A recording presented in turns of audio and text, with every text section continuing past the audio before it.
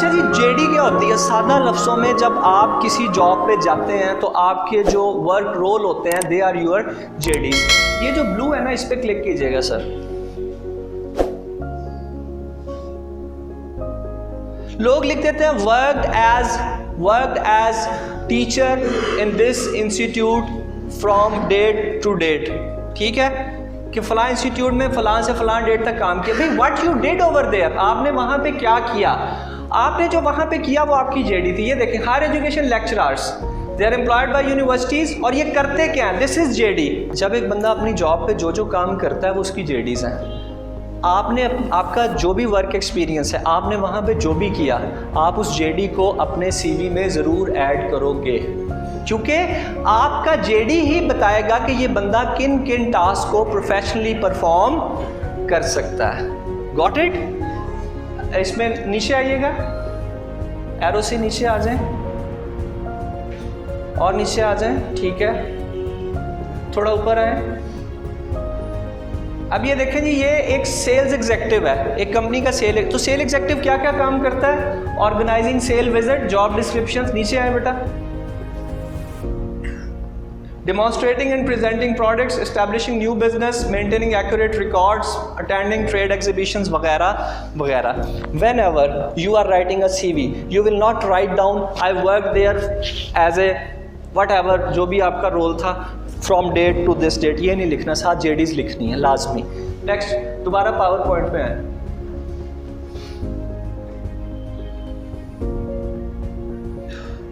अच्छा, जेडी में सिर्फ फिर ये भी नहीं लिखना कि मैंने फलां जगह पर इस काम किया। भाई काम करना काफ़ी नहीं है। आपने अगर एक इदारे में 15 साल काम किया तो वहाँ पे आपने तीर क्या मारा? What you did over there? You will mention worked as IT manager in XYZ company and developed the warehouse information system which gave benefit of $1,50,000 to company in 2018। भाई लिखना है कि मैंने अगर वहाँ पर कुछ किया तो मेरे वहाँ होने से, मेरे काम करने से कंपनी को फायदा क्या हुआ। You will write down benefits, you will write down your achievements। ठीक है, और अब आ गया, ये तो था उन लोगों के लिए कि जिन लोगों के पास एक्सपीरियंस था। बच्चे फ्रेशर, डिग्री ख़त्म हुई, मार्केट में जा रहे हैं, उनके पास एक्सपीरियंस ही कोई नहीं है। तो बेटा सीवी खाली लेके जाने से बेहतर है किसी भी इदारे में ना, किसी भी एनजीओ में, किसी भी इदारे में 2-3 माह काम कर लो। वैसे तो इंटर्नशिप्स होती हैं, करवाई जाती हैं, जो कि हम लोग नहीं करते, लेकिन वॉलंटियर के तौर पे काम कर लो। आपका सीवी खाली नहीं रहता, आपके पास लिखने के लिए कुछ ना कुछ होता है, बताने के लिए कुछ ना कुछ होता है। वॉलंटियर क्या है? किसी दोस्त है, कोई अंकल हैं, जानने वाले हैं, उनका कोई फैमिली बिजनेस है, वहाँ चले जाओ, वहाँ जाके 3-4 माह देखो, सिस्टम को समझो। मुझे लोग अक्सर कहते हैं सर आप लोगों को कहते हैं जॉब्स करें, आप लोगों को बिज़नेस की तरफ क्यों नहीं जाने देते? मैं उन्हें कहता हूँ यार, पाकिस्तान में लोगों के पास बहुत मुश्किल से कमाया हुआ पैसा है।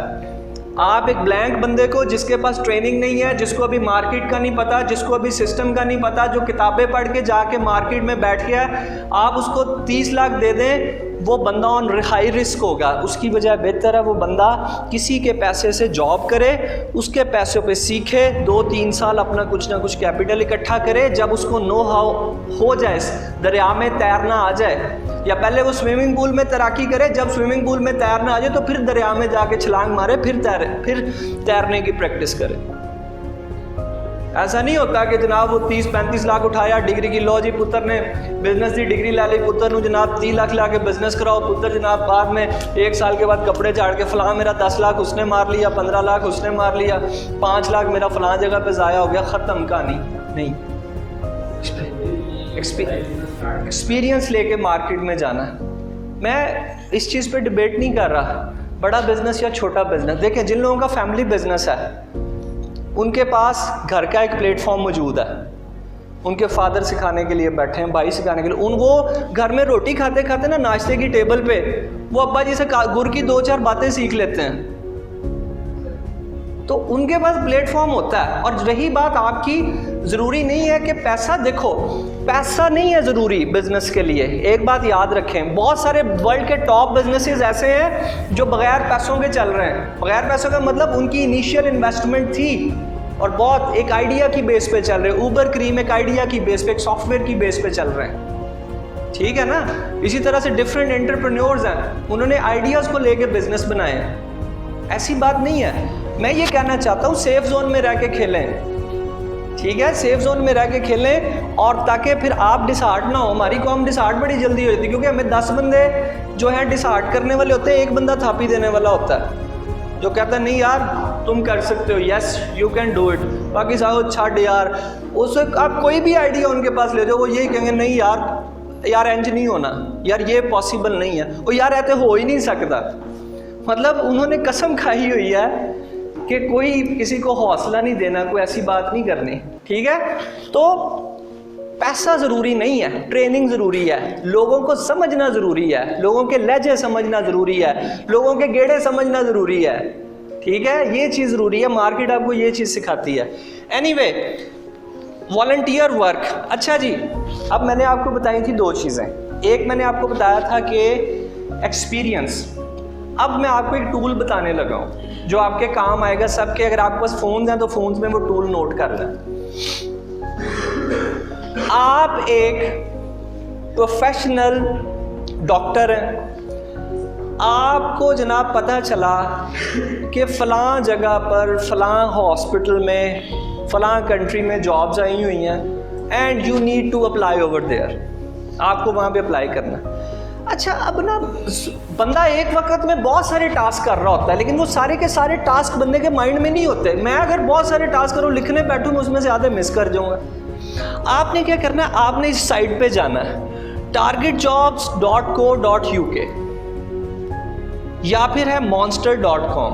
क्या है, monster.com या targetjobs.co.uk। आपने इस साइट पे जाके लिखना है लफ्ज़ जॉब डिस्क्रिप्शन। क्या लिखना है, जॉब डिस्क्रिप्शन। जब आप जॉब डिस्क्रिप्शन लिखेंगे तो वो आपके सामने जॉब्स, आपके सामने डिफरेंट रोल्स की एक लंबी लिस्ट खोल। सर इस पे से आपको सारी की सारी जॉब डिस्क्रिप्शन मिल जाएंगी। सर जो आपको अच्छी लगे वो जॉब डिस्क्रिप्शन उठा के डब्बे में डालें, जैसे जामुन और नमक मिक्स करते हैं उसको ऐसे ऐसे मिक्स करें, और सर आपका एक बड़ा अच्छा जो है ना जॉब डिस्क्रिप्शन तैयार हो जाएगा। ठीक है, नेक्स्ट टाइम जी। यार अच्छा, बातें बहुत सारी हैं, टाइम थोड़ा है, लेकिन चलें। If job gaps are large, job gap ज़्यादा हो, मंथ नहीं लिखने। बच्चे लिखते हैं ना जनवरी 2017 टू जून फलां, ये चीज़ नहीं लिखनी आपने। देखें, फ्रॉम जनवरी 2017 टू जुलाई 2017, इसमें आपका एक्सपीरियंस कितना है जनवरी से जुलाई तक? 6 मंथ बन रहा है। अच्छा, अगर हम इसको ईयर उड़ा दें और साथ हम लिख दें ईयर 2017, तो ये बेहतर नहीं है यार? एक दफ़ा टेबल पे तो पहुंचो, इंटरव्यू टेबल पे पहुंच जाओ। आप ये लिखोगे, पता क्या इंप्रेशन जाना है, यार इस बंदे ने सिर्फ 6 माह काम किया है, बंदा सीरियस नहीं है, बंदा हमें भी 2-4 माह के बाद चला जाएगा, he is non serious, is not looking for job, he is not needy. तो जब आपके वर्क एक्सपीरियंस बिलो 1 ईयर हो, उनको मंथ में ना लिखें, उनको आप किस में ले जाएं, उनको आप लोग जो है वो, हाँ अच्छा वर्क एक्सपीरियंस कोई नहीं है, लो भी बच्चों, ये जो फ्रेशर्स बैठे हैं उनके लिए अबाउट, अच्छा what to do if you have no work experience. Sir ये 2 चीज़ें, internship, work experience and JDs. Internship करते हो, अक्सर लोगों ने की है इंटर्नशिप, मेरे कुछ बीबीए के स्टूडेंट्स भी बैठे हैं, उन्होंने भी इंटर्नशिप्स की हैं। इंटर्नशिप में भी आपका एक रोल था, you worked as internee in finance department. Finance department में इंटर्नी के तौर पे आपने भी 3 माह तो गुजारे हैं ना कुछ तो सीखा है ना। तो वो जो 3 मंथ्स हैं सर, आप वो 3 मंथ्स या 4 मंथ्स उसमें जो आपने सीखा वो अपनी जेडीज में डाल दें, खाली सीवी एम्प्लॉयर को मत दें। क्या मैंने कहा?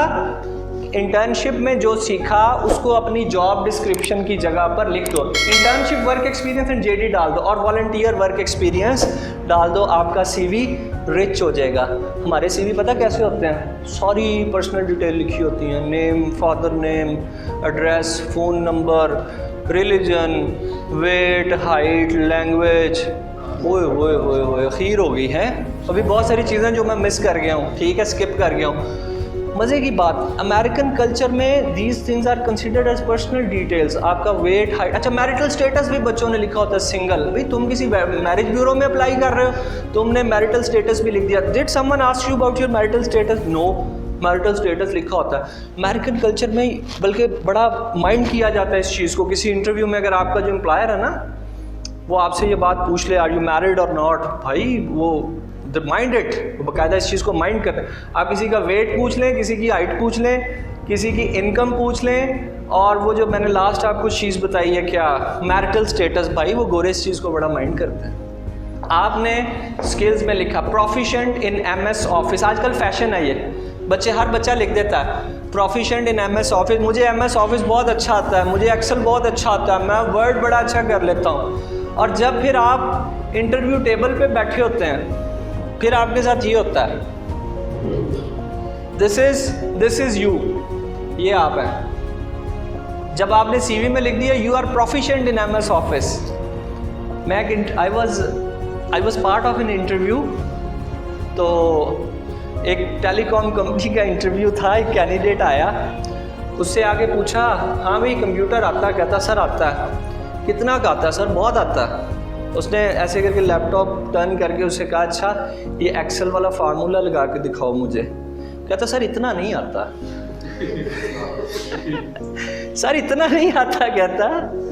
तो बात ये है कि यार मतलब, तो ये वाली कंडीशन से बचें। नेक्स्ट टाइम स्लाइड पे बेटा।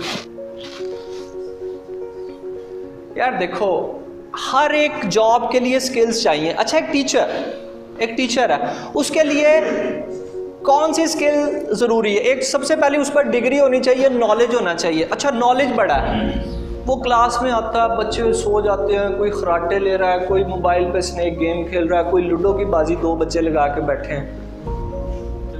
वजह क्या है? He is not a good communicator. If I am standing here, I have a knowledge, but I am not able to capture you people. Then what will happen? कोई आ रहा होगा, कोई जा रहा होगा, कोई सो रहा होगा, लोग उठ के, मतलब people will lose their attention. तो बेसिकली जो मेरा नॉलेज, टीचर के लिए जो सबसे इम्पोर्टेंट स्किल है उसकी डिग्री के बाद, वो है कम्युनिकेशन स्किल। क्या है? Communication skill. सर एक प्रोग्रामर है, उसके लिए जो सबसे बड़ी चीज़ है उसकी कंप्यूटर नॉलेज के बाद वो है उसकी एनालिटिकल स्किल्स और उसकी ट्रबल शूटिंग स्किल्स। और अकाउंटेंट जो है, अगर उसने BCom, DCom, MCom किया है, अच्छा मैथमेटिशियन है, सॉरी उसने किया अकाउंटिंग पढ़ी है, भाई वेल एंड गुड। लेकिन अगर वो मैथ्स में भी अच्छा, उसकी क्वांटिटेटिव स्किल अच्छी है, फिर तो सोने पे सुहागा है। भाई 2 तरह की स्किल्स होती हैं, एक हार्ड स्किल्स और एक सॉफ्ट स्किल्स। हार्ड स्किल्स वो हैं, जैसे डॉक्टर साहब हैं, डॉक्टर साहब इनका हार्ड स्किल सेट क्या है? जो इन्होंने मेडिकल की फॉर्मल एजुकेशन ली है, वो इनका हार्ड स्किल पोर्शन है। ये अपने पेशेंट के साथ डील कैसे करते हैं, उसकी बात को कितने अच्छे से सुनते हैं, कितने अच्छे से अपनी बात उसको समझाते हैं, उसकी बॉडी लैंग्वेज को कैसे पढ़ते हैं, ये डॉक्टर साहब की सॉफ्ट स्किल्स हैं। अंसर साहब हैं हमारे दोस्त, ठीक है, इन्होंने जो लाइब्रेरी साइंसेज में इनकी क्वालिफिकेशन है, ये है इनकी हार्ड स्किल, जिसकी मदद से ये अपनी जॉब का जो मेन फंक्शन है वो परफॉर्म करते हैं, ठीक है। और सॉफ्ट स्किल क्या है? How much comfortable he is with his friends, with his colleagues. इनके पास जो टीम है, ये उस टीम से काम कैसे करवा रहे हैं, ये चीज़ इनकी टीम वर्क स्किल्स है, ठीक है। इसमें इनकी लीडरशिप स्किल्स, ये इनकी लीडरशिप स्किल है, ये अपनी टीम से काम कैसे करवा रहे हैं, ठीक। अच्छा, अब हर जॉब के लिए अलहदा CV बनाना है, किसको सामने रख के? जॉब को सामने रख के। 1 CV is not fit for, जैसे एक बंदे का जूता हर बंदे के पूरा नहीं आ सकता, इसी तरह एक CV जो है वो हर जॉब के लिए फिट नहीं है।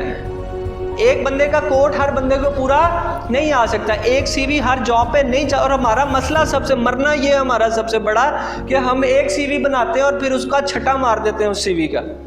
छठे का मतलब फेंक देते हैं ऐसे मार्केट में, फिर कहते यार नौकरी नहीं मिली, 100 CV दिता सी यार, कितों भी कॉल, भी कॉल क्या है? लोग सर्दियों में उससे आग जला रहे होते हैं, उससे हाथ सेक रहे होते हैं, लोग उससे रद्दी में बेच रहे होते हैं, शकरकंदी खा रहे होते हैं। कॉल नहीं आएगी बेटा ऐसे, then you will be in trouble. So ये स्किल्स वाला पोर्शन, टीचर की जॉब थी, आप अप्लाई कर रहे थे, आपने जॉब डिस्क्रिप्शन भी वहाँ से उठा ली, टीचर के लिए ये स्किल्स चाहिए, presentation skill, research skill, written और वर्बल कम्युनिकेशन स्किल, आप में जो जो मौजूद है वो आपने इसमें लिख देनी है। नेक्स्ट आओ बेटा, पावर पॉइंट पे आओ, इस पे बेटा। ओके, तो आपने करना क्या है, आपने जॉब डिस्क्रिप्शन और स्किल को मैच करना है, JD versus skills, JD versus skills, ठीक है। नेक्स्ट टाइम बेटा, इसके दो मेथड हैं, एक तो डायरेक्ट मेथड है। डायरेक्ट मेथड क्या है कि जॉब का टाइटल लिखें, बैंकर की जॉब है, लिखें बैंकर जॉब, वहीं से आपको सारी डिटेल मिल जाएगी, उसमें से स्किल उठा के डाल दें। ये डायरेक्ट मेथड है। क्या है? डायरेक्ट मेथड है। इनडायरेक्ट मेथड क्या है? इनडायरेक्ट मेथड ये है, make a list of different skills, internet पे डिफरेंट स्किल्स जो है उनकी लिस्ट बना लें इंटरनेट से लेके, और उसमें से आप में जो मौजूद हैं वो लिख लें। इसका एक तरीका और भी होता है, और वो तरीका पता क्या है? अपने दोस्तों से पूछें, अपने दोस्तों से पूछें, अपने कुलीग्स से पूछें जो आपके रिलायबल कुलीग्स हैं, वो आपको बताते हैं आपके अंदर क्या क्या स्किल्स मौजूद। They are your good evaluator. Personal attributes and achievements. अच्छा, अब पर्सनल एट्रीब्यूट्स, एक न्यू कमर है, फ्रेशर है, अभी उसने फील्ड में काम नहीं किया, इसका मतलब उस बेचारे में कोई स्किल नहीं है। भाई है, उसके अंदर अल्लाह ने कुछ ना कुछ सलाहियतें रखी हैं, कुछ ना कुछ स्किल्स रखी हैं। देखें, अब एक फ्रेशर है, वो कहता है I am good at time management as I won the best attendance award. मेरी टाइम मैनेजमेंट बहुत अच्छी है क्योंकि क्लास में मैंने अटेंडेंस अवार्ड जीता था, बेस्ट अटेंडेंस अवार्ड जीता था। बात समझो, बजाय आप लिख दें आई एम वेरी पंक्चुअल, ये लिखना it doesn't make any sense. आप लिख दें good at time management as I won the best attendance award. जो भी आप लिखेंगे उसका साथ एविडेंस देना ज़रूरी है। Possesses high level of intelligence as I took position in class, मेरा इंटेलिजेंस लेवल बहुत अच्छा, मैं क्लास में पोजीशन लेता रहा हूँ। Leadership skills as I led the academic groups in university, मेरे में लीडरशिप स्किल्स भी हैं। जो यूनिवर्सिटी में हमारा ग्रुप था ना, मैं उसका लीडर था, I was leader of it. मैं never copy paste if you want to be different. और मैंने देखा जो रिज्यूमे डिफरेंट होता है उसी को कॉल आती है, और जिस बंदे को कॉल आ जाती है ना, समझें कि आप शॉर्ट लिस्ट हो गए हैं किसी हद तक, ठीक है। इसलिए मैंने आज आपको कोई फॉर्मेट नहीं बताया, वरना एंड पे आप में से आधे लोगों ने मेरे पास आना था, सर जी ये फॉर्मेट हमें भी दे दें। इसलिए मेहनत करें, कभी भी अपने मुस्तकबिल का जो डॉक्यूमेंट है, अपना एक फ्यूचर ब्रांडिंग टूल है, वो कभी भी यार किसी वो जो बंदा बेचारा कंपोजिंग पे बैठा है, जिसने खुद उस बेचारे का इंटर नहीं और वो एक एमफिल बंदा उससे अपना ब्रांडिंग टूल तैयार करवा रहा है, ये जुल्म अपने साथ ना करें। अपना ब्रांडिंग टूल खुद तैयार करें, खुद लिख लें आप में जो कुछ है, फिर उसको एक लैंग्वेज एक्सपर्ट के पास ले जाएं, सर ये इसको ठीक कर दें। जब लैंग्वेज एक्सपर्ट कर दें, जो बंदा नेट क्लब में बैठा है उसका रोल सिर्फ इतना होना चाहिए, वो उसको टाइप करके उसका प्रिंट निकाल दे, वो आपके सीवी में कोई चीज़ जो है वो छेड़खानी ना करे।